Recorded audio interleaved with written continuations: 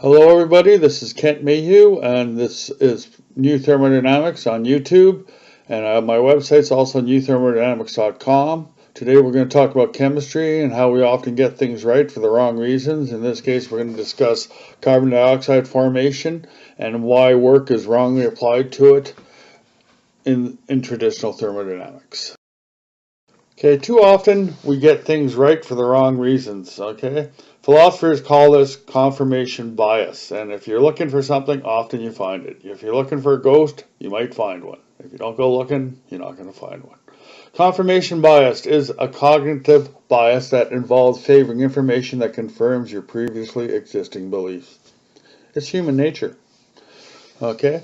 CO2 formation is a prime example where illogical theory is applied, thus giving us the empirically correct answer, but for the wrong reasons.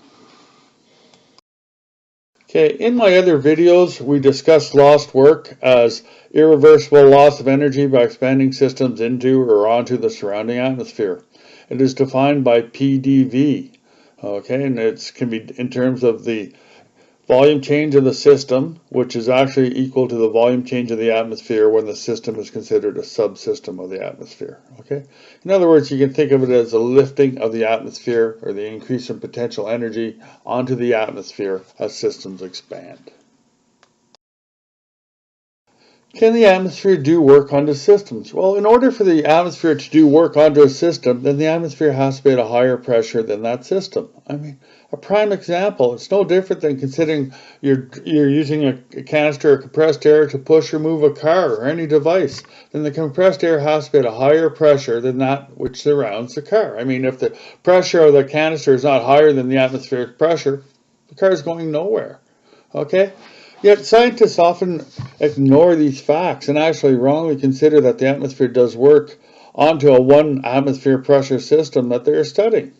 Carbon dioxide is a prime example of this mistake, and it's inherent and we have to stop it. So let's consider the traditional argument for carbon dioxide formation. So you got 2CO plus O2 goes to form 2 carbon dioxide. So ideal gases, the volume of the reactants is greater than the volume of the products. Okay, if performed in an isobaric calorimeter at constant temperature, then one attains the molar enthalpy change as dH equals negative 566 kilojoules. The traditional argument is work is done onto the system and is defined by PDV equals RT times the change in number of moles, so NF minus N initial. So in this case there's a decrease, so the answer would be negative RT, right? Because you lost a mole.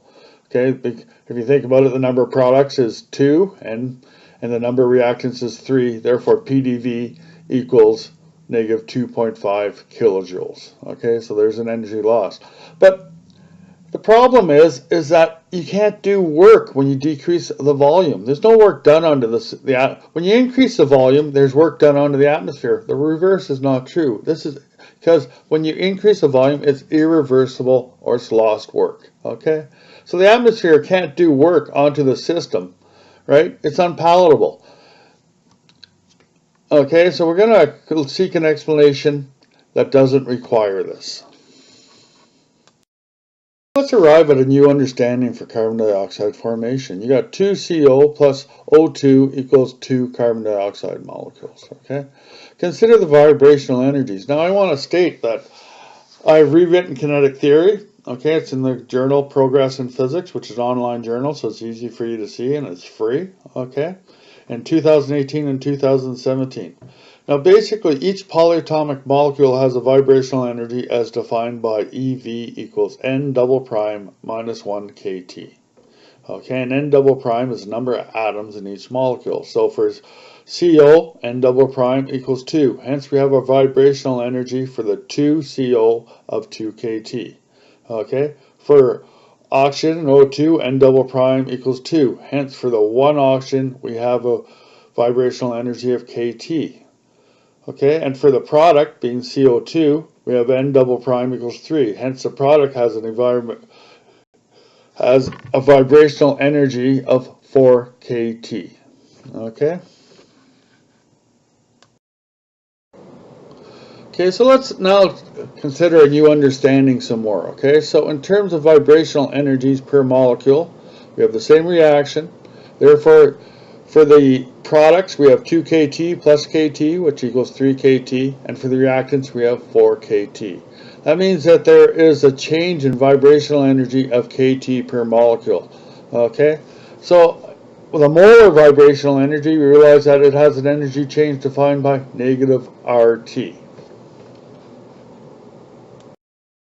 Let's compare our traditional versus new understandings. The change in vibrational energy is negative RT in the new understanding. The traditional understanding in terms of work is the same value, negative RT.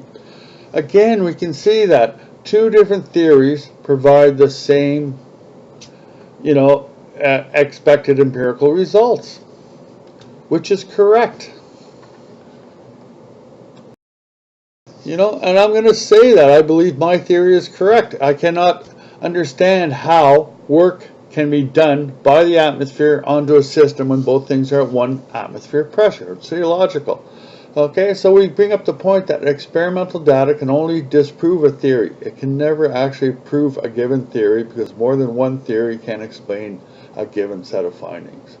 When two theories claim an experiment is proof, logic dictates that the simpler theory is often the better theory. This is what Occam's razor is about. And again, I emphasize, okay, that thinking in terms of vibrational energy is logical. Okay, thinking in terms of work done by the atmosphere, which is at the same pressure as the system that they claim is work being done onto, is completely illogical. So we got to throw out the traditional theory, and we're left with our new understanding. And I end the slideshow with discussing my book, New Thermodynamics, Say No to Entropy. I want to express that I'm rewriting it for the 3rd time, namely because I've had some new insights, okay, and the new book will probably be called New Thermodynamics, Goodbye to the Second Law. The realizations have changed things like Chapter 4, so I'm sorry if anyone bought it. You can get Chapter 4 online from my website, www.newthermodynamics.com. Most of what I've discussed here is in my books and in my website. Okay, also on my website you'll find my peer-reviewed and other papers. I do apologize for my odd mistake. They certainly exist, and I guess I'm really apologizing for being a human being. Okay, accordingly, any help and or improvements or commentary is always appreciated.